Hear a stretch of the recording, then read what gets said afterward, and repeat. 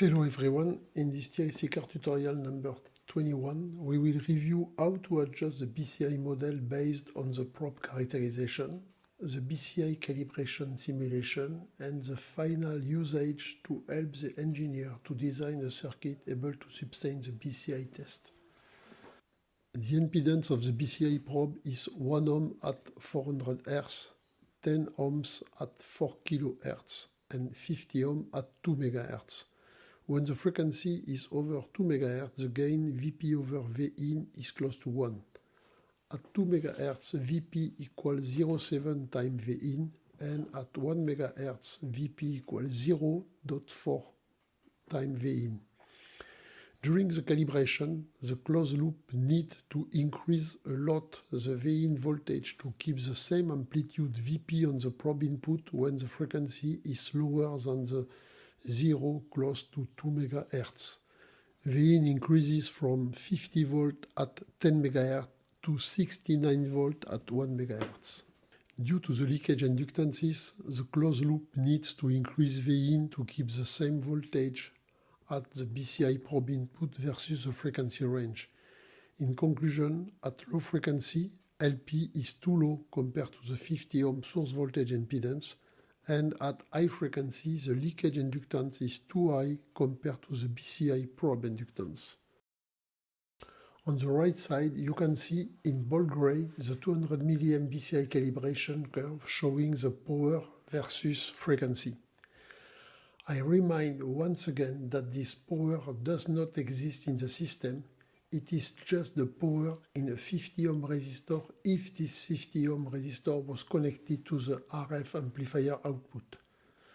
The pink curve is the same power simulated with the BCI calibration model shown on the left.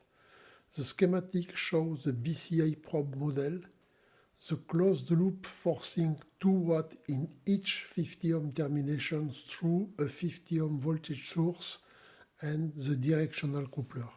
The minimum power the system needs to supply is 4 watts. In ideal cases with no losses, the power in the probe input Vp in multiplied by Ip should be 4 watts. The black dotted line represents the power at the simulated probe input with no losses. We find the 4 watt over 10 MHz. The power increases at low frequency due to the 2 MHz zero of the BCI probe. The ideal BCI probe with no losses shows a minimum power of 4.5 watt instead of the 4 watt injected in the BCI probe model Vp in multiplied by Ip dotted black curve. The difference between these two values is due to the choice of the power calculation in the BCI normalization system. I remind once again, because it is really confusing, that the power curve versus frequency stored during the BCI calibration is based on the Vin over 2 taken on the directional coupler forward output. This voltage, Vin over 2, is used to calculate the power across a 50 ohm with the formula Vin square divided by 4 times 50 ohms. As you can see, the model needs some adjustment. At 1 MHz, our ideal model gives 10 watt instead of almost 12 watt. Reducing the measured reluctance 263K to 239K allows to fit with 12 volt at 1 MHz. This difference between the BCI probe characterization and the BCI probe calibration is the current value and the non-linearity of the ferrite. The LP value is lower at low current compared to higher current, as shown on the plot B versus H, where the slope represents the permeability mu, means the inductance. To fit the curve on the highest frequency range of 500 MHz, we can play with leakage reluctance or probe input capacitor Cin. With the initial leakage inductance measured during the BCI probe characterization, we got 200 watt at 500 MHz. So of course the characterization was not representing at all the good value. Of course, it is not easy to correlate the leakage inductance measure with a real one using the jig for BCI calibration. Reducing the leakage reluctance by 10 allows to fit with 12 watt at 500 MHz. Introducing the RLC circuit for the input probe provides a curve corner sharper between 100 and 300 MHz.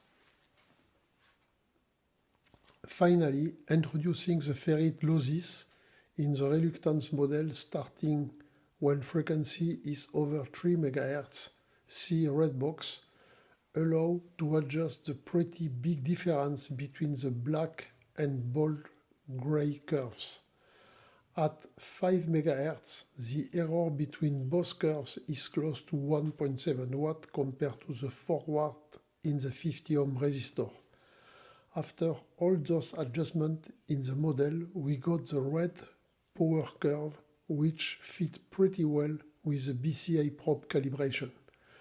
Following the 15 videos of the electromagnetism series, the BCI system bench calibration model is a good example of the usage of the transformer with losses model. Now, in this BCI calibration simulation schematic, we can analyze the different signals. We will start, of course, with the main power curve provided by the normalized BCI test bench, which is a non-existing power. The minimum power needed is 4.8 watt, the maximum is 12 watt at 1 MHz, and the 8.2 watt at 500 MHz is we disconnect the leakage inductance. If not, it will be 12 watt. Those power do not have too much interest for the analog designer trying to do the physical layer of the communication bus which need to sustain the BCI test. It could be even worse if you give the power in dBm. So immediately I show the Vin curve because this voltage is a real voltage driven by the closed loop calibration to provide the 2 watts in each both 50 ohm. The signal on the directional coupler forward output VPFRW is Vin divided by 2. See the pink curve. So of course the plot Vin over V forward equal 2. The green curve shows the 14.14 voltage peak across the 50 ohm forces by the closed loop calibration versus frequency. Of course, if we plot the floating voltage provided by the transformer secondary, we will find the double of 14.14 volt means 28.28 volt because both TX and RX side are in opposite phase. To get this constant floating output voltage on the secondary of the transformer of 24.24 volt, we need to drive the Vin with a maximum voltage of 69 volts at 1 MHz and a minimum of 44 volts at 100 MHz. The calibration IC simulation gives the voltage source Vin needed over the frequency range to keep 14.14 volt peak across both 50 ohm termination. Again, you will note that I show the voltage value much more interesting for the designer than the non-existing power across a 50 ohm. Please note that the BCI model includes 2 wires, but one of them is open to reproduce the jig calibration with a single secondary. Now the schematic used to find the Vin voltage over frequency range can be copied to the circuit you want to evaluate with the device under test. In this example, we do a very simple test to validate the system.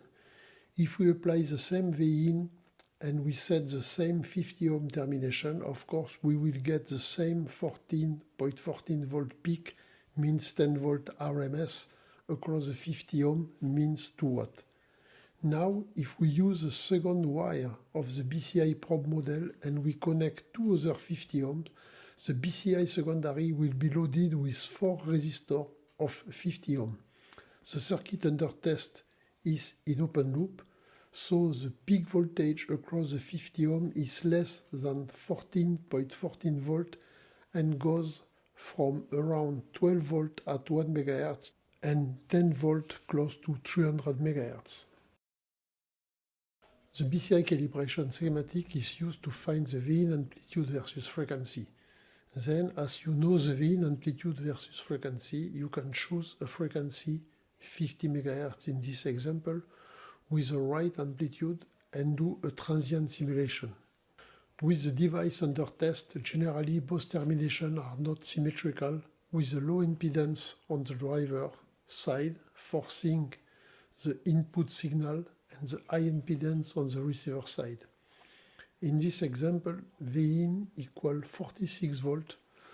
With losses, the floating voltage in series with RX and TX termination will be close to 42 volt. But as the TX is forcing the voltage, the totality of the floating voltage will appear on the high impedance of the RX side. On the left plot, we can see the TX signal differential square input and the same RX signal added with a huge common mode of 42 volts. I want to thank you for your attention. On my next DRC-card tutorial number 22, we will review that inverting and non-inverting amplifier have the same schematic depending only where the ground reference is placed. So see you soon and stay tuned.